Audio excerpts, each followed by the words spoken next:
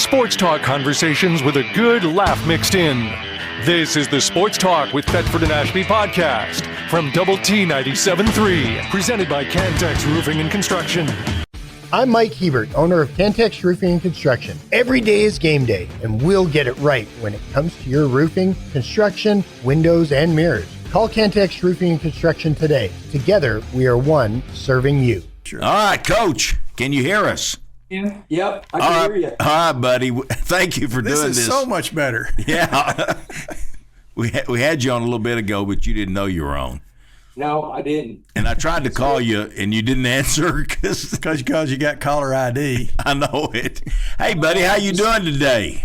I'm doing good, man. Got a scrimmage tonight at 8. Guys are eating breakfast right now. We're treating this like a night game. Well, is Debbie inviting everybody out to the scrimmage? We'll call her and find out. She probably will. You know how she does. She's just an includer. All right, I'm assuming the scrimmage is closed to the public. Yes, sir. Okay. All right, just want to clear that up. All right. So don't everybody show up out there. But, Coach, that was a great kickoff luncheon. I think that's the biggest crowd we've ever had. 1,300 and something people there. Wasn't that fun? Yeah, it was incredible. You know, my guys that came, I got a text from them about a month ago, and they were like, Coach, this thing's sold out. And I said, well, I know somebody. People are coming, I'll get you locked in. But really, like it had been sold out for a good while. Yeah. That's great. It was a lot of fun, and it was just good to hear from everybody. You know, I ran into one of my friends in the restaurant, ran into Will Hammond. He's a former quarterback. You know Greg Lott. He ran into him. He goes, and he talked to him for a while. He goes, if I'd have been that big, I'd have been 5-time All-American. He didn't realize how big Will Hammond is. He's a big young man. Yeah, and he's ready to roll, and he's having a great camp. And you know, the thing with Will, man, the team loves him. I mean, they loved him last year. You could tell by the way they played whenever he came into the Utah game how much respect they have for Will. And so, yeah, we're really excited. Well, he must have worked awfully hard in the off season to be ready to go in 2 weeks, or I guess now he's ready to go.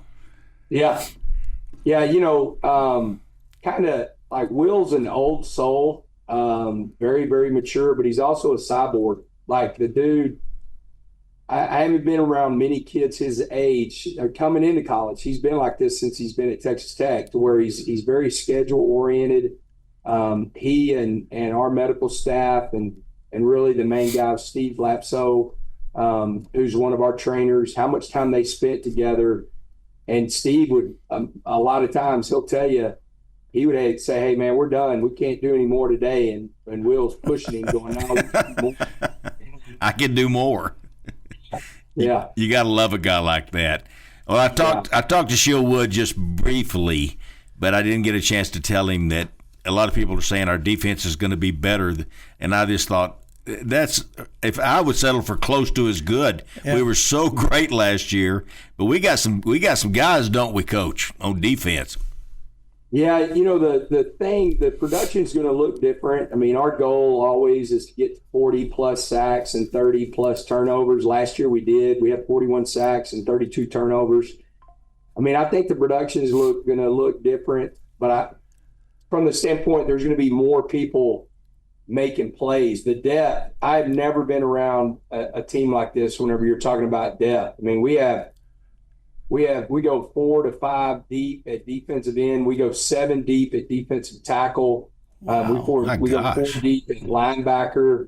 You know, we feel, really good about 4 of our corners that they've all, the thing whenever you're talking about, they've all played college football. They've all started college football games, and so that's where you're sitting there going, okay, we're going to be able to run fresh bodies in on defense at a whole nother level. And when you can do that on defense, then you got a chance to be really good.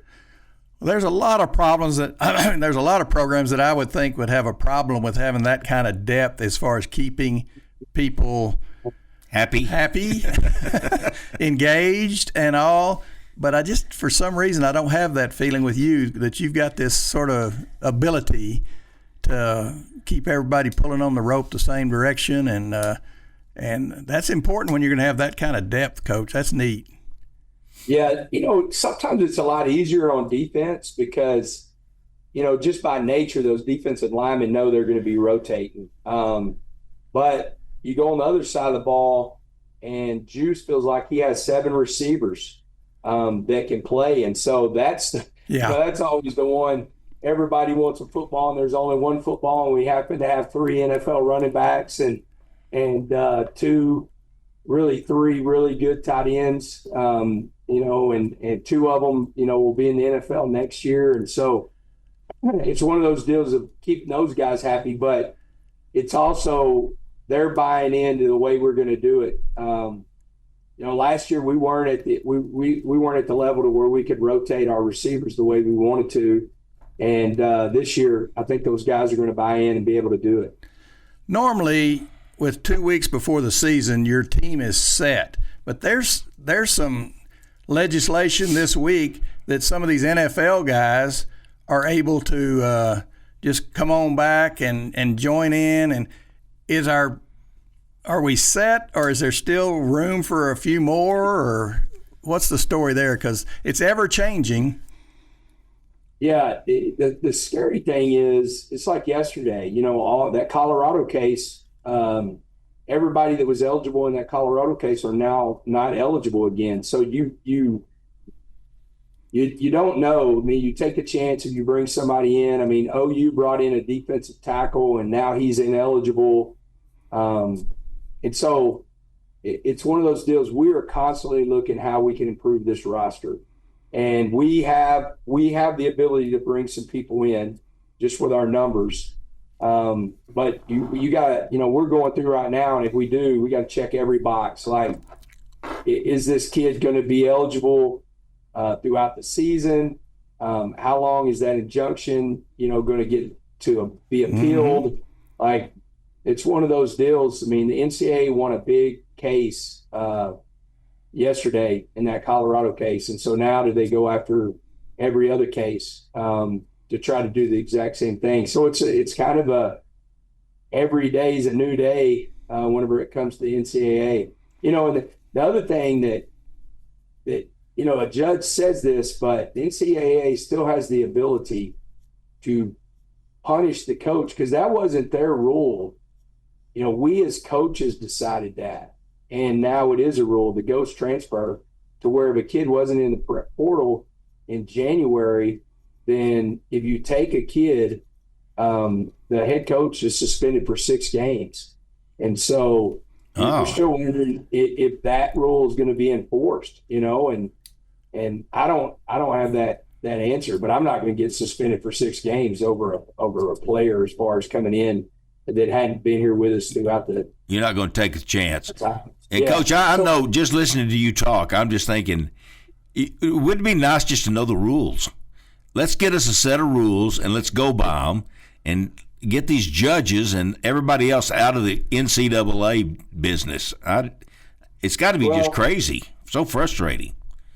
This is not coming from me, so the NCAA cannot punish me for this statement. This is coming from their president, Charles Baker. I sit and had lunch with him. This was his first year, and he made the statement, this is not my fault. These rules were created and these rules cannot be enforced, and that's a true statement. There's a lot of rules, and the NCAA, for the history of the NCAA, they almost, who was going to question them? Well, as soon as they were questioned about their rules, that's whenever, that they really weren't rules that could hold up in court, and so if you're writing rules that can't hold up in court, then you really don't have rules. So I know it's crazy. Yeah, it is crazy. Man, you got a kid at Tennessee that's going to be suspended for 2 games because he had an agent pay for a flight. He paid that money back, but then you're going to have a kid possibly that's playing for Tampa Bay that's under an NFL contract that can come back and play at LSU. And so how many games is he going to be suspended because he's taking the money? I mean, his extra status is not the same. And so is he going to be suspended? I mean, we don't know any of this stuff. So right now it is just such, I've never seen anything like this. And usually the government getting involved is not a good thing, but I think in this it's about the only way to put some guidelines around this thing and gather it up and make some sensical sense out of this thing. No, it's going to have to. And then, I mean, the SEC said it. At what point do the Power Four govern themselves? You know? Yeah. But you kind of see that coming. You kind of see that coming. You think about how much money the NCAA is spending every single day on legal fees. And then, man, they're making a lot of money, you know? And so you would think if you're making that much money, you're paying these people this much money, that you'd be able to govern sports. And right now, I just don't know.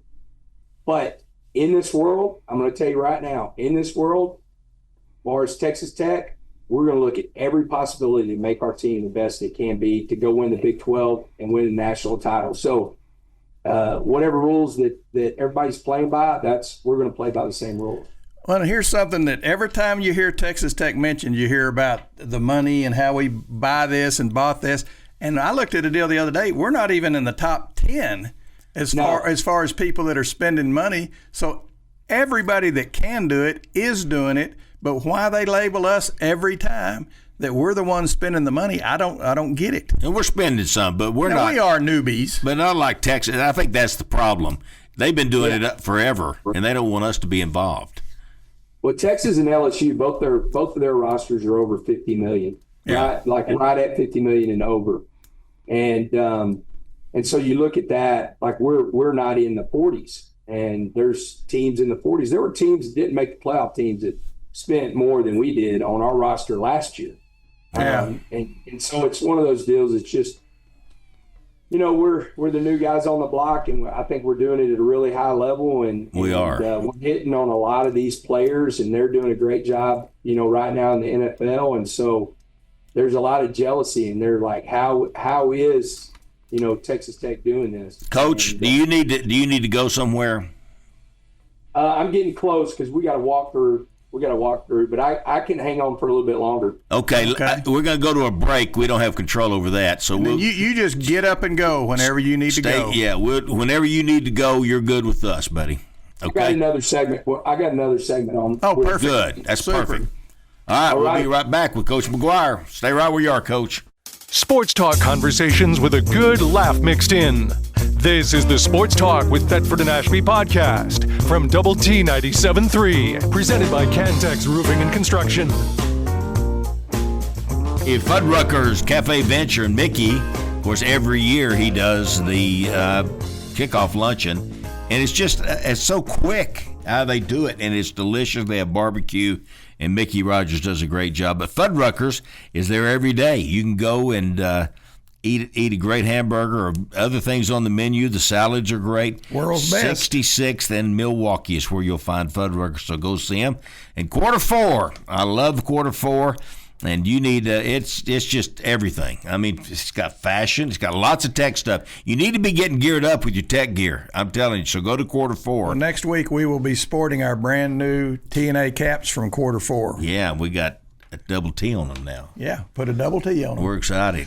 All right, we still got Coach, I hope. We're going to come right back to Coach McGuire and get him out of here. He's got to walk through. Appreciate him taking the time to do this today. Without a doubt.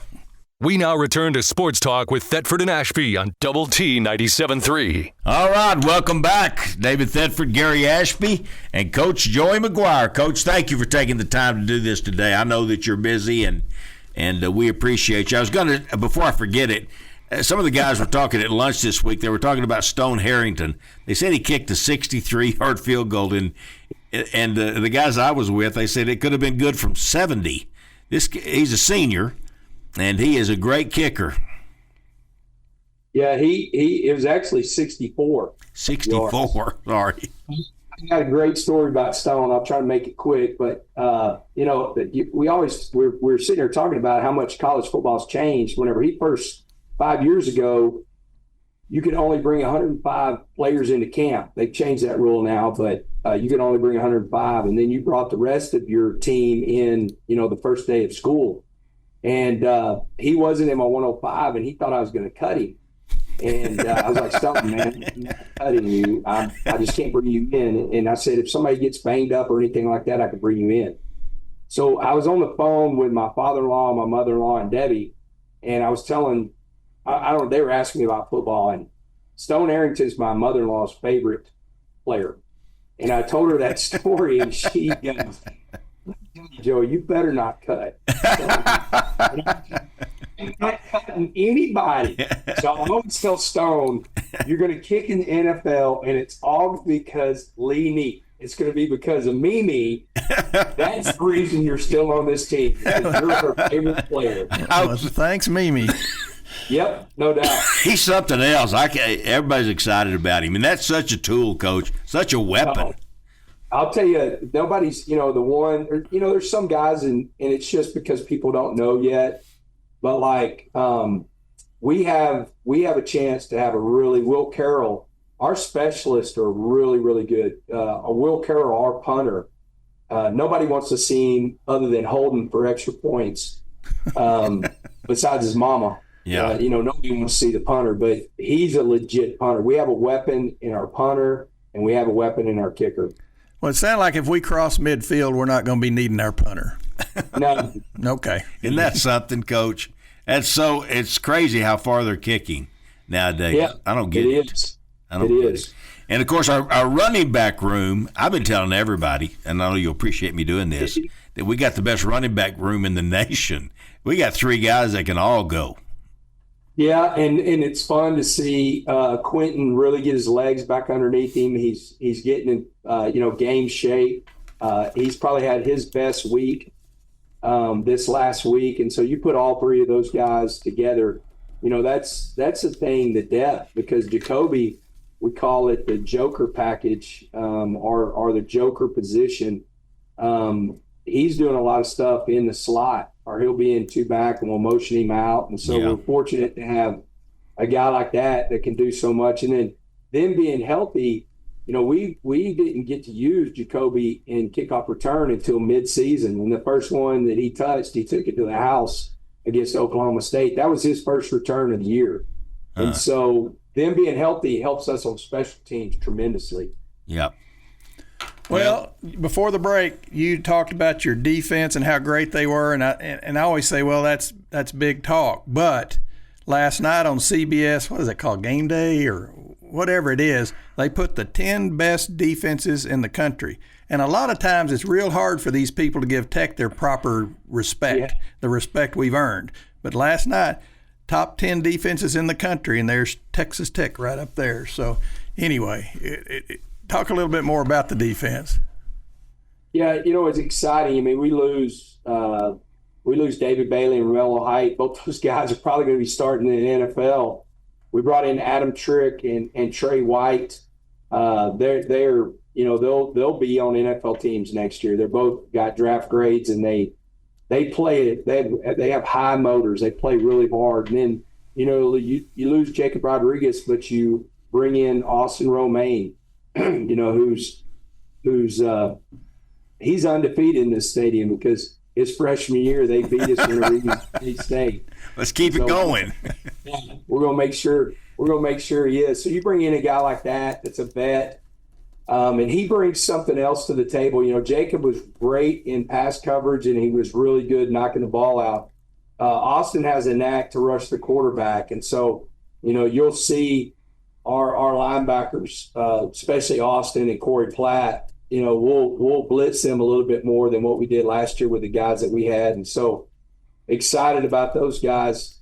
And then you bring back both your corners. I mean, you bring back in the secondary, you bring back 4 of the 5 DBs in your secondary from last year's defense. And so, it shapes up to be a really, really good defense. And the one thing that nobody's talking about when they talk about Tech, we made the playoffs with first-year coordinators. And, usually people say, well, get to the second and third year in the system and see how good they are. Well, we're our second year in Mac's system and Shill's system. And so, the guys, we have 6 starters coming back on both sides of the ball. The guys that have played in this system, they're only going to play better. And so I think that's why we have the chance to be an overall better football team. Coach, I'm looking at this this guy. I don't know who he is, Daniel Everything or something. He picked the All Big 12 defense. We have 8 of the 11. 8. And then in the other one, he did the All-American defense. And, of course, A.J. Holmes is right there, along with Ben Roberts and Bryce Pollock. We have 3 of that 11 on the All-American. And that's how good we are. That's how talented we are. Yeah, it's going to be fun. It's going to be fun because you can play defense, that just gives you more possessions on offense to score points. Defense is like having pitching in baseball. If you got pitching, you can win. You got a chance. Are you talking about getting the Romaine kid in here? I mean, everybody's doing it, but if you could set down rules, one of the rules I'd have is you can't get kids from inside your own conference. I know it's just common practice right now, but if you could make a rule, would that be a rule that you'd be for? Well, I will tell you this. Whenever it came to Austin Romaine, as soon as he went in the portal, I went to James Blanchard and I said, I want Austin Romaine on campus and I do not want him to leave. I said, he is my number one guy in the portal. Oh, wow. Sit there and watch this dude beat us he was all over the field as a freshman. I mean, he had an interception last year with a club against us whenever we played him in Manhattan. And then every crossover tape that I watched whenever we were, whoever K-State was playing that we were going to play the last couple of years, he was all over the field. And, he's from a small town in Missouri. It was just culturally, it was a great fit to bring him here to Lubbock. And so, yeah, it's probably a good rule, but I'm glad we don't have it because I need to. No, we're not starting now. No. Yeah. I talked to Coach Blanchard at the deal briefly.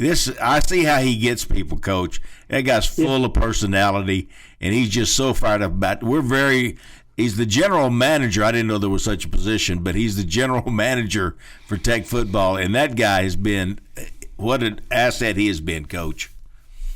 Yeah, he's got such a great story. I mean, he's a self-made guy. He was doing this on the side. He was working in a warehouse and was doing recruiting on the side, and he was sending out to all these college coaches. And Matt Rule, he sent him a bunch of stuff, and Coach Rule was like, "Man, who is this guy? He's got a lot of good players that he's evaluating." And Coach Rule brought him to Waco to interview him. And he ended up hiring him as a scout. And then he took him to Carolina to be a pro scout. And we got really fortunate. He and I are really close, and I believe in hiring great people and letting them do their job, and I'm not a micromanager. And so I think that's what's kept him here because USC has thrown all kinds of money at him twice and he didn't go. Notre Dame threw all kinds of money at him last year. His family's really, really happy in Lubbock, and his kids are really happy. And I think his oldest daughter, cried for 24 hours whenever they thought they were going to Notre Dame. And so that helped us without a doubt keep him, Well, he's outstanding. He's done a great job. I worried about your running backs coach. He's Garrett. How easy a job. Hey, hand it to that guy. He'll be good. Isn't it fun? Isn't it fun to be coaching with Garrett? It's fun. Yeah, don't say too much about that dude. His mama gets mad at you. Nobody wants that little blonde mad at her. No. No, it's pretty special, and the thing that's great about him, the stuff that we believe in, that's what he's grown up on.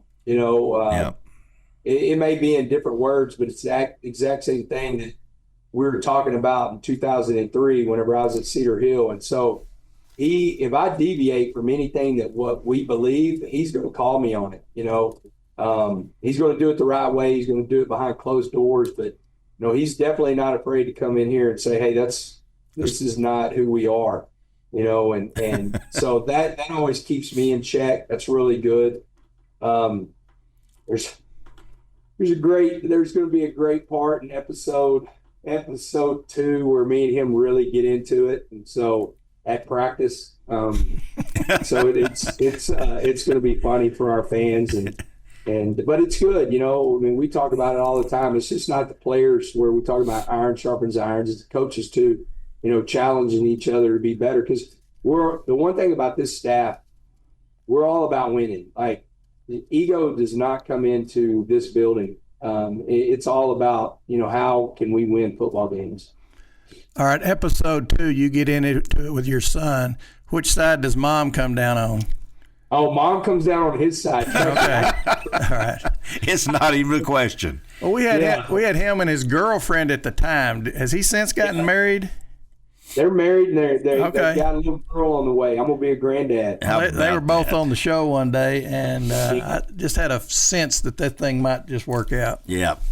It's just a cool story, and I know that Debbie's thrilled that he's here, and we tried to get her to come in, but she's doing the Coaches' Wives weekend, right? This week. Yeah, they went to. There's a ranch in Post that they've gone last year and this year, and so all the wives went, and she's got gifts for them, and then they go over their tickets, and Huff goes, and we have a wives manual, you know, of just different things, the do's and don'ts, and you know who's getting your tickets, make sure they're wearing red and black, and all that, you know, just everything, all the boxes that we need to check. I mean, you think about our staff. It is a huge staff because we include everybody. We're not one of those staff that it's just the position coaches. I mean, it's our academic people are.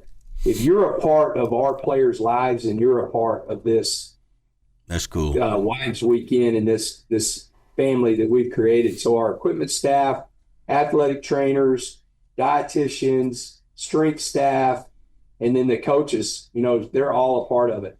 That's really good. She is such an asset, Coach. She really is. Debbie, I've never seen anything like it. The women's deal that they do sells that every year in about 10 minutes.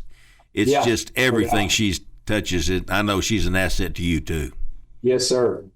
Well, it's and she was sad that she couldn't be on today because, and I know you went over the rules about who gets to invite people to scrimmages. She was sad, man. She loves coming on. You know, it's funny. You guys got her hooked because she doesn't like whenever I ask her to do speaking engagements. She doesn't really like doing that, but she likes hanging out with you guys. So that's awesome. Well, I'm surprised that we're not in that book. It says, do not go on our show. On Thetford and Ashby. They're probably talking about it's not rule number 1, but it's got to be in there somewhere. I didn't say that y'all weren't, so you better watch out. Well, we loved having her on. She brings the family by when we're out at the stadium on game days. Oh, yeah. She brings them all by, which is a lot of fun. And they're all welcome. Yeah, they are. Coach, I know we just appreciate you taking the time to do this so much because I know you have lots of requests. Yes, sir. Sir. Everybody wants Coach McGuire. You're an absolute asset. You're so great for us, and we're so glad you're at Texas Tech, and we know that you'll be here forever. That's the plan, isn't it, Coach? 100%, man. I love this place. I have the best job in America, you know, and people can say, well, it's not you can't have the alignment that we have at Texas Tech and not understand that this is the best job in the country. Yeah. It's I great. agree with you. We're going to let you go get to your best job in America. We appreciate you. Yes, sir. And thank Mount Dowdy. Thanks, Mount Dowdy, for helping to get everything together. Yeah, Coach don't McGuire. give Dowdy any credit. Don't give Dowdy any credit. He's already got a big enough head anyway. I know. From Idalou, Coach. He's from Idalou. Yeah. Well, you know, his one goal before it's all over is he wants to be in the same conversation as the great Tracy Saul. Oh, is that? Well, he can want that. Yeah, I think that's in there. Yeah. There you go. Coach, we can't wait to get started. Good luck this year. You bet. Thank you, man. All right. Thank you. Joey McGuire. How about that? That's fun. He's a good one. He really is. He's not a good one. He's a great one. He's a great one. He really is. His energy and excitement and fire, you know, and it's just he includes everybody. You know, the first time we had him on, the first year, and Matt brought him over we were out there, and he's walking back to the offices after being on the show, and there's a guy out at the stadium. There's a guy that guards that tunnel on the southwest that nobody can go down the tunnel. He's wearing one of those yellow vests, and they're on the other side of the street. Here goes Coach McGuire walking back to the office. He stops, walks across the street to the guy sitting there, and gives him a hug. He didn't even know the guy. But that's who he is. He's a special guy. He really is. That was fun. I like him. Did you get the information you needed? Yeah. Oh, yeah. Yeah, he's very forthcoming.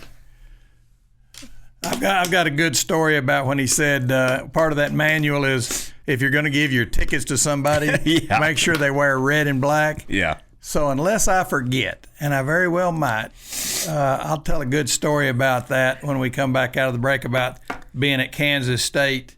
And I'll either tell the story or I'll forget one or the other. I'll help you remember. All right. We'll be right back with a tremendous story. Sports talk conversations with a good laugh mixed in. This is the Sports Talk with Thetford and Ashby podcast from Double T 97.3, presented by Cantex Roofing and Construction. Hey, Las Brisas, and if you want to hear a great commercial about Las Brisas, talk to Coach Joey McGuire. He loves that place. In fact, when they bring recruits in, that's where they always go because he loves the food and the atmosphere and everything about it. In the Falls, 114th and Topeka is where you'll find it, and it is an experience. It can be casual. It can be fancy, whatever you want it to be. But they got a bar area but you can wear shorts and, whatever to the in the other eating area. Go see him out at Las Brisas. You will be glad that you did. And the other thing you need to know is we played our commercials a couple of times, but Senior Benefit Solutions, this is Lori Kasler, 2513 86th Street, and she knows about Medicare. Call her at 781-3904, 781-3904, Monday through Friday, and I promise you will be really glad you went to see Lori. She'll help you with your Medicare. Lubbock Sports Station with Sports Talk with Thetford and Ashby on Double T 97.3. The other day, and they'd gone to see Lori Castron and thanked us for sending them that way. Said it's dramatically different how much they're saving on their medications because what Lori did for them. Yeah, because you don't know what to do. It's so complicated that nobody really knows. But Lori knows what to do. Don't feel bad about being ignorant about It's okay. Medicare. Everybody's ignorant. We've had to get over being ignorant, haven't There's we? like less than 0.5% of 1% that is not ignorant. Medicare. And it's by design. All right, Lubbock Truck Sales, and when we go to the Red Raider kickoff luncheon, one of the things I love to see is the new trucks that they provide every year for the Tech football team to haul their gear around in and for the going band from Raider Land. And they have done this for years now at Lubbock Truck Sales, the Kinsey family, Cody Kinsey, James Kinsey, and they continue to do it. And it is so classy. Of course, we got the Patrick Mahomes Gladiator logo and everything. Our footballs have his Gladiator logo on it, along with Adidas. But they just do a fantastic job. And, I wonder, because I don't talk to a lot of people that drive trucks a lot, but there's a bunch of people that do it. But a lot of people we know have buses and have these cruiser coaches, and the schools have a ton of them, and Lubbock Truck Sales can fix them. They can do it. They got and every bit as 26 bay. important as that is, they can tow them. They can go get it. It's hard to fetch one of those things. So go see them. Lubbock Truck Sales, great company, just outside the loop on the Slayton Highway. It's you'll love it. It's first class operation. All right, Don Williams is here. He has been with the AJ, Lubbock AJ, for how many years did we say? 38. 38. Full time since May of 1988, and that's not counting internship in 1986. Yeah. Who'd you come in under? Was Pollard there? Norval? Yeah, Norval. Mm-hmm. Yeah. We need to get Norval back on the show too. Yeah, we should have both of y'all at the same time. Y'all could tell stories on each other. That'd be good. I mean, I learned most of what I know from Norval. So Is that right? I bet Don has more stories on Norval than Norval has on Don. I don't know. That would be my guess. Don's straight arrow. Kind of go both ways there. Well, you've had an unbelievable career, and a lot of people don't realize how intensive your job is, and how I think about Randy Rosetta now covering all these high school. I'm just like, how do you do it? I mean, there's so much, and you've done it for years now. It's a continual thing, being at practice, getting the interviews, writing the articles. There's a lot goes into it, Don.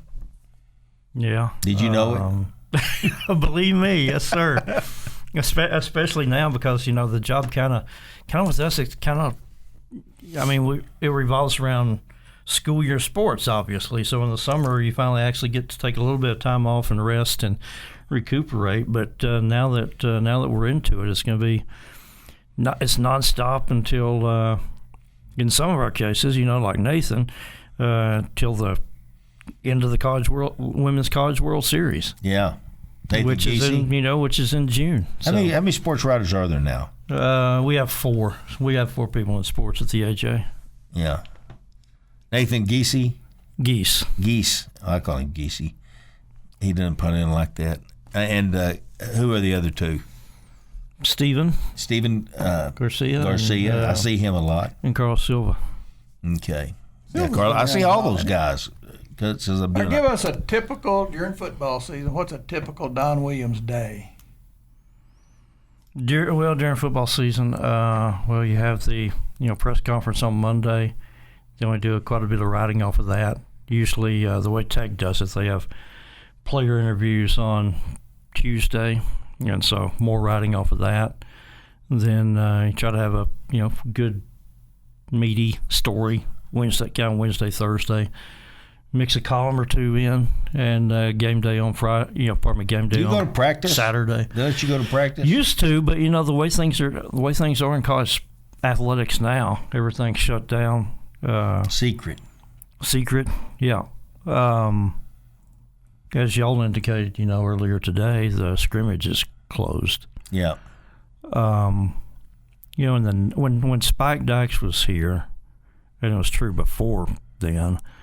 But when Spike was here, I can remember, going out to practice Monday through Thursday, standing on the sidelines. Heck, right in amongst the coaches and players on the sideline when they were scrimmaging. Yeah.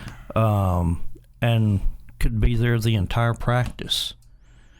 And I remember, a cool interview I did was with Mark Bounds, the punter who had the lime green shoelace. And Mark's kind of a character, kind of a big personality guy. But, kickers and punters kind of do their own thing during practice. They're not necessarily always with the team. I remember kickers one time telling me a story about how they went to the elevator and they sat up in the press box and ate popcorn out of the popcorn machine during practice. And like I said, I was going to get back to Mark Bounds one time. He's like, I got to go in the locker room here for a match. You can just come in with me. I interviewed him during practice at his locker while the guys were outside going through drills. That's great. I remember, you could stop guys talk to anybody you want to, coming off the field. I remember Joe Hornaday or Kelly Robinson one time said, hey, I got to go. I need to be somewhere at 5:30 or something like that.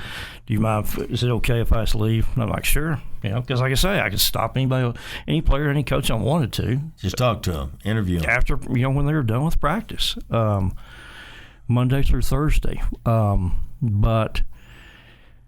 And so that was the norm. That was the norm for, I would say, up to about 2005, including, the early Michael Leach years. But the last 20 years, it's just, college sports have become so much like pro sports in that regard. And I think coaches have always been very much, for lack of a better term, control freaks. And so there's a certain level of paranoia there that, they don't want this to get out or that to get out or what have you. But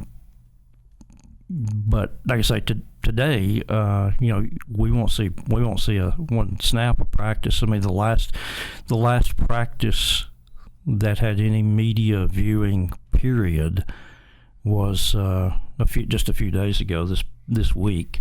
And then I was walking out thinking, well, we'll see him again in the spring. That'd be the last. We won't get to see any practice again until spring. And even I'm losing my train of thought here.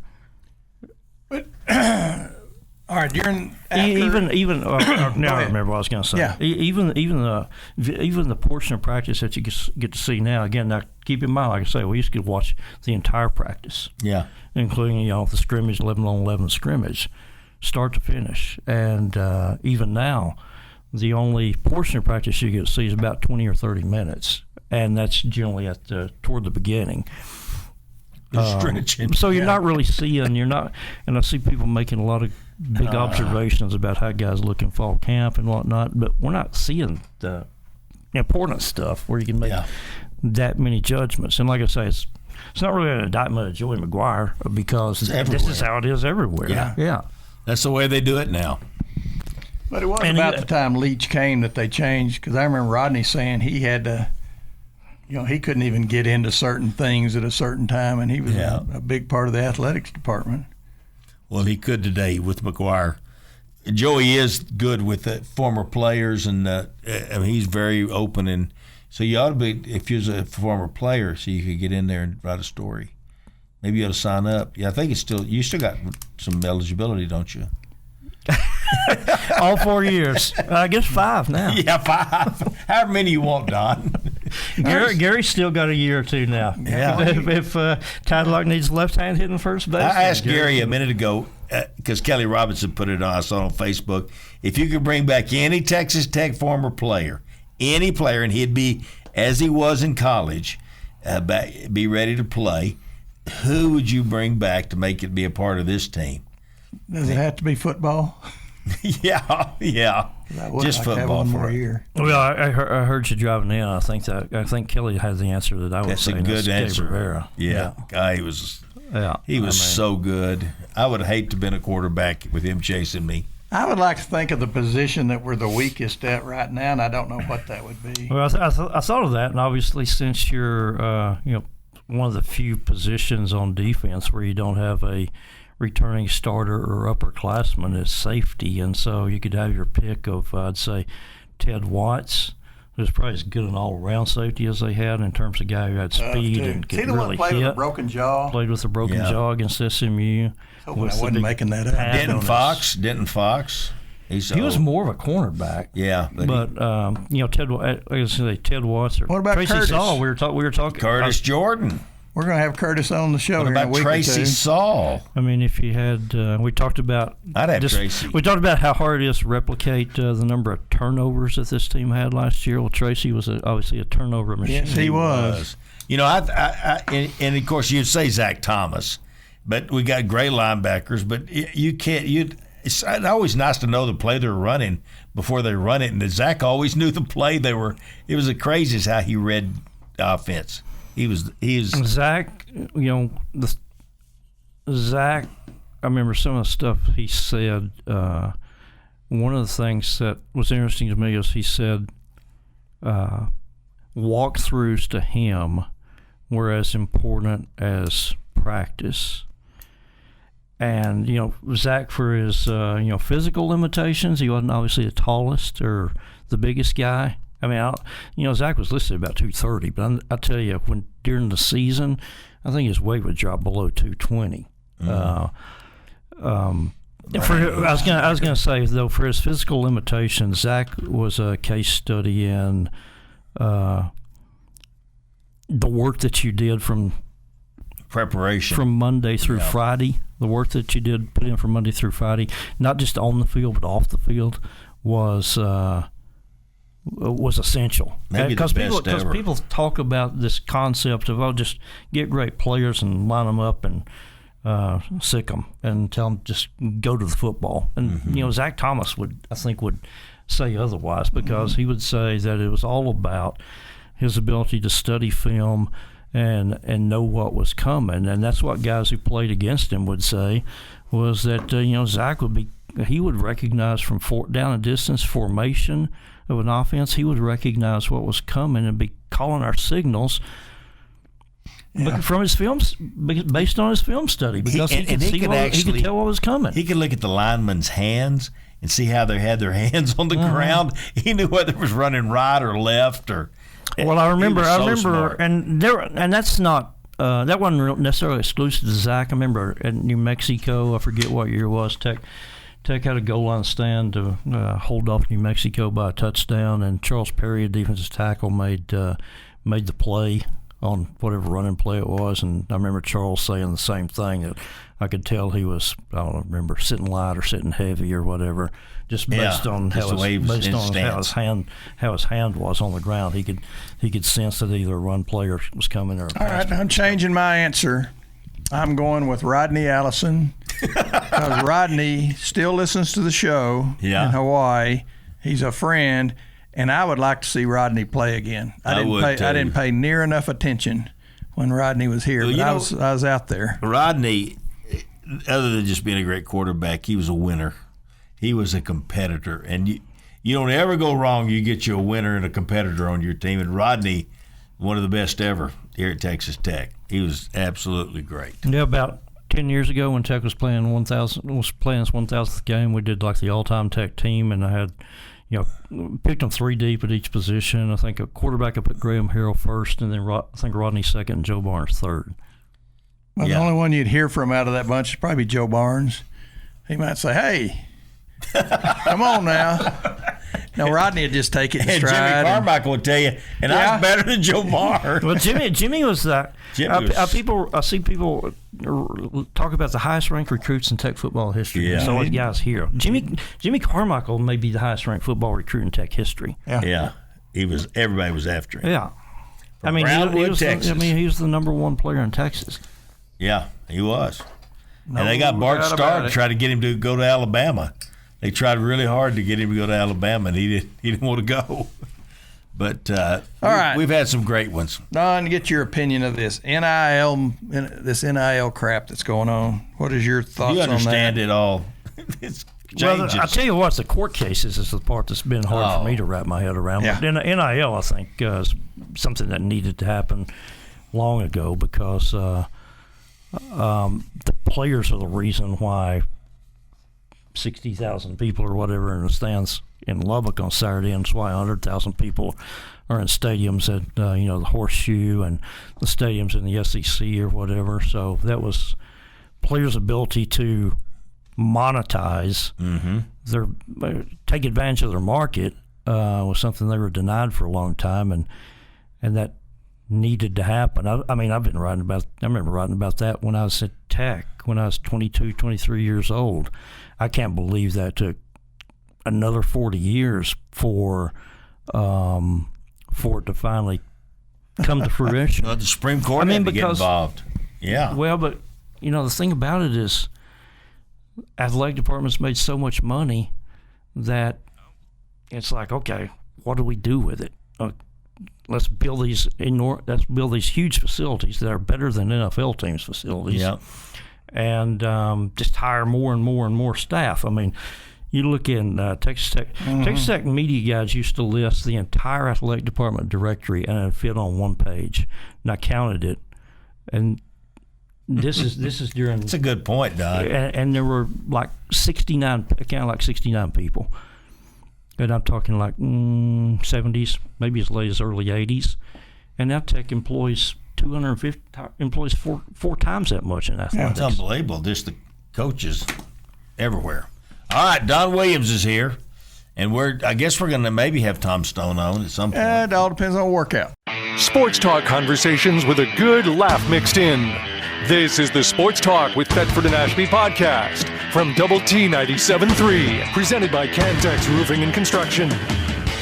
Hey, Mighty Wash, and gave Don a couple of those, and their locations all over. He's going to report back to us next time he's on the show. Yeah, how Mighty Wash was. We got to have him on more often then, because they're all over everywhere, and they're all over the Permian Basin. They're in eastern New Mexico, and they're building one in Waco, and they're building in Dalhart and Hereford, and I'm telling you, it's all from Lubbock, Texas. The home office right here in Lubbock, Texas for Mighty Wash, and their auto bath. They will help you, and you'll love it. Free vacuums, and they got the little spray. You can blow it out too, and anyway, it's awesome. Yeah, it could be Coach, but we love Mighty Wash, and we're thankful for them. And they ought to be your car wash. Go see them. You'll be glad that you did. And they got an area where they can kind of detail it a little bit as well.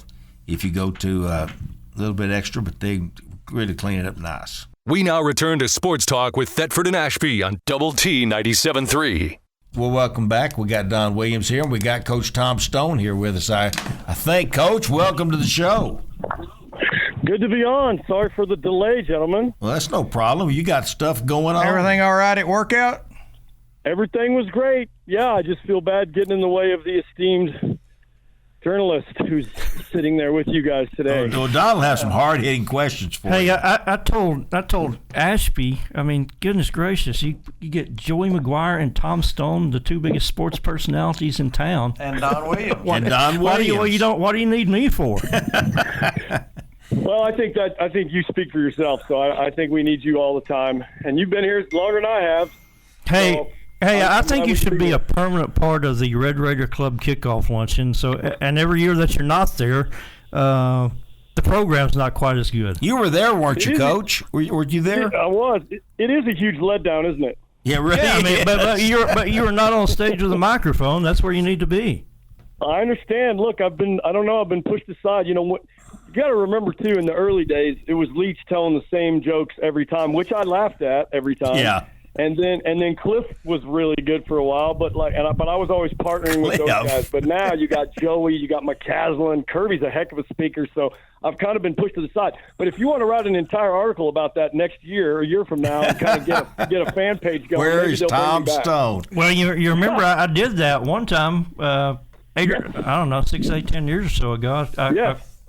I complimented. I said that Tom Stone's kind of like the personality-wise, in terms of public speaking, he's kind of like a Spike Dykes. Well, you told us Tom Stone would be nothing without you. That's what you said. Well, and then Tom told the story that a guy, he was standing in line at the supermarket behind a guy who was reading that column, and he said, "That guy ain't no Spike Dykes."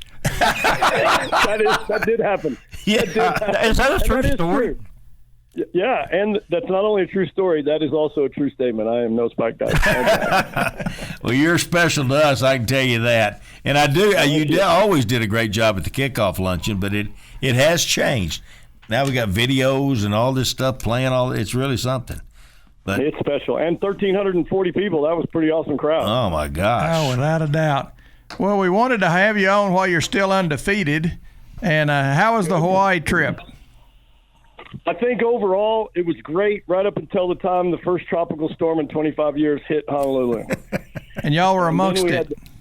We were in it. And then we had to move our game from Sunday when it was supposed to hit to Saturday when it wasn't supposed to hit. And, of course, it hit Saturday. So we had to – Good planning. We had to play in – like West Texas would cower with this wind that we had. I mean, it was unbelievable. And y'all were playing?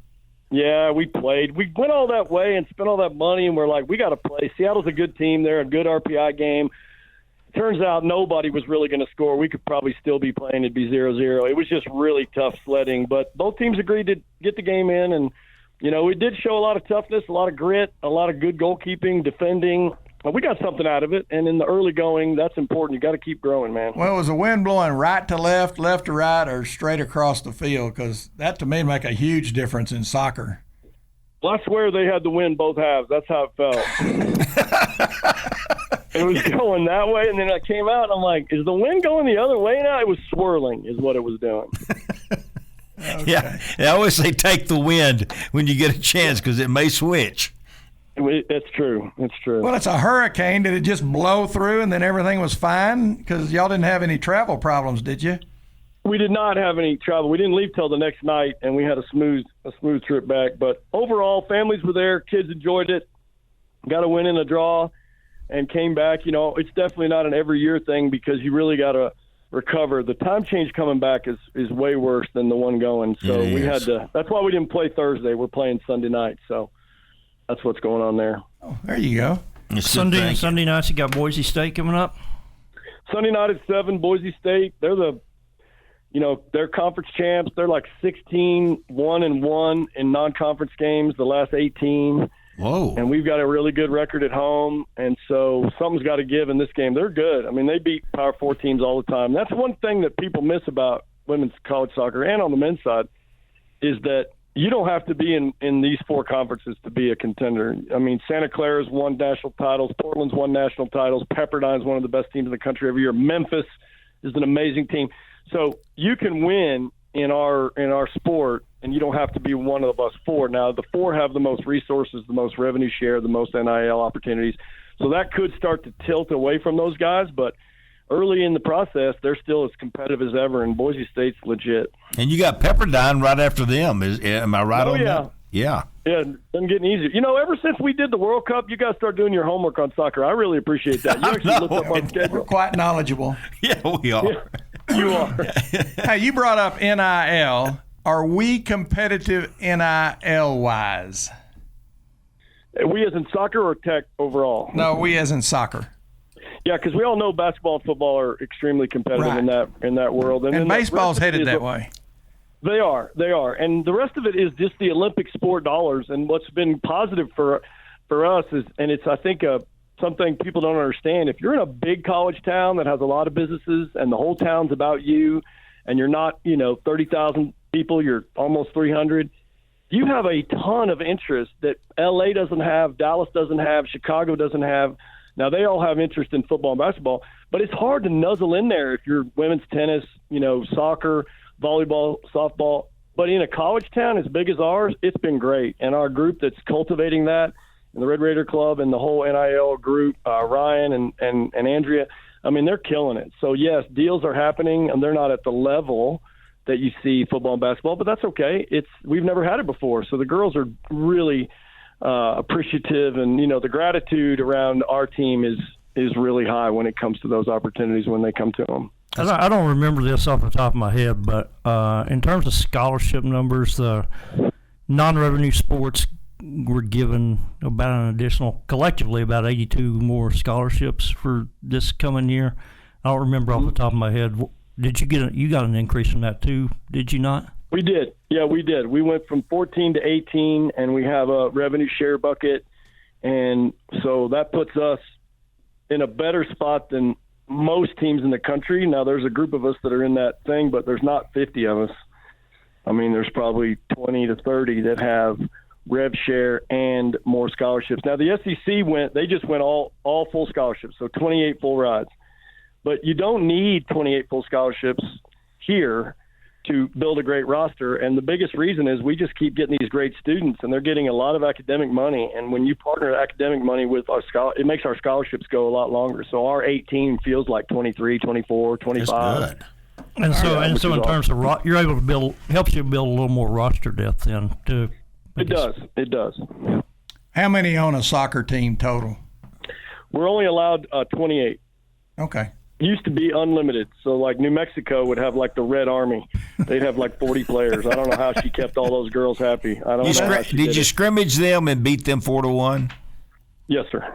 Okay. Sure. I thought that was what. Well, you need numbers if you're going to brawl, and it seems like there's a lot more brawling in women's sports than there used to be. Yeah, you got to fight. The WNBA. You got to fight. Well, this is what I'm hoping for that league. I'm hoping, and I'm not going to go out on a ledge here, but I'm hoping that the attraction of eyeballs to that league because of this chaos turns into appreciation for how good the league is. Because if their only hope to stay relevant is to keep punching each other, I think people just run out of time for that.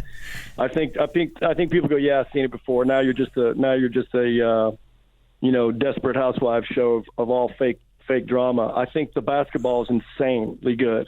And hopefully this has drawn people, and now they can just appreciate how good the basketball is. Well put. It is well put. It's good basketball, and it's fun basketball. They actually play it like it used to be played more, but until they start fighting and pushing and all that stuff. But I agree with you, Coach. Yeah, and they don't play above the rim, which some people always like to complain about. But that just means there's better basketball. There's better movement, less isolation. Screens. And my gosh, can these women shoot? I don't know when that became an epidemic, 20 years ago or before, I don't know. But these women can absolutely shoot, and it is fun to watch. It's not just the ones you hear about. That a lot of them, most of the point guards are just deadly. So I enjoy the league. Well, John Wooden once said that I guess in the last few years before he died, that he enjoyed watching women's basketball as much or more so than college men's basketball because the style that the women played were more like what he coached. Mm-hmm. Yeah, you set screens, you run offense, not one-on-one. Well, and that plays to women's soccer as well in college because the women's game is still producing World Cup players, professionals at the elite level, national team players, Olympians. That's still happening on the women's side. And because we are not as run and gun as the men are, you can see more passing, more spacing, more movement off the ball. And a lot of people do appreciate that. But we are physical. And I say we, Texas Tech team is physical, but most women's soccer teams are very physical. When you stand down on that fence line, you get a feeling for it. And you're like, my goodness, they're knocking the crap out of each other, which has converted many a macho man in Lubbock to become a huge women's soccer fan. Hey, talking about changes, the current changes that we're in the midst of. The 5-5, has that affected your roster at all in terms of getting any players come back or that sort of thing? It's really interesting because it's a great thing. I think the 5-for-5 overall, I like it. You can't be 27 years old and still be playing. You can't get 7 years. If you get hurt for 2 years, then all you get's 3. Like, that's the way it is. We know when it starts. We know when it ends. This one little bridge season where the lawsuits are fighting for players to come back, it's only helping teams that didn't graduate great players because if they're great, they're all getting paid. So, like, we graduated 4 players. They're all pros. So it's hard. I mean, we can ask for reinstatement. They could try to pay back, whatever. If they want to come back to college, there's some ways to get reinstated, but that's a multi-layered approach. So with our 4 all playing in the NWSL, it's there was very little opportunity there to get those guys back. Now I know you're hearing about G League guys and NFL players in training camps that they may come back and they are getting paid. So we'll see how that all plays out. If that restriction came off of it, then we would definitely, be interested in having conversations. But for now, we're just waiting for the courts. And, heck, we could be 14 games in before this thing gets decided. I wanted to ask you, Coach, you've seen your team now, the scrimmage and a couple of matches, and what are you thinking as you look at this team that you put together this year? And I know you got a great goalie, but overall, how's this team stacking up for you? I think at this phase of our growth, we are showing our youth at times, but our senior group and our core leadership group is stepping forward in a way that they have to and they had to bring these young, talented players along with us, because it's one thing to be good enough to play here and good enough to play in the Big 12 and good enough to win trophies. It's another to fit into the team dynamic, the style, the demands, the standards. And that's not always an easy transition for youth players, even if they're uber talented. So we're seeing that transition happening. The young lady from Hawaii, the left back, is playing fantastic right now. Lauren Alvarez has elevated herself. Mia Wiley from Austin looks like a little mad scientist, super genius on the ball. So they're all coming of age, and I'm kind of like in the background going, all right, let's go, pick it up, let's go.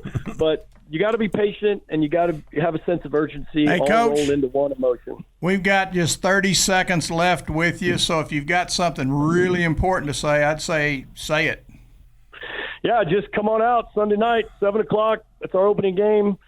We don't lose much here at the Walker, but the crowd is a big reason for that. They've always intimidated our opponents, so come see us, and good to talk to you guys, and thanks for having me on. Thank you, Coach. You we appreciate you so much. Good luck to you. And we'll start a petition to get me back at the kickoff. Yeah, there you go. Without a doubt. All right. See you, Coach. You've been listening to the Sports Talk with Thetford and Ashby podcast from Double T 97.3. Catch the show live Saturday mornings from 9 to noon on Double T 97.3 FM or on the Double T 97.3 mobile app.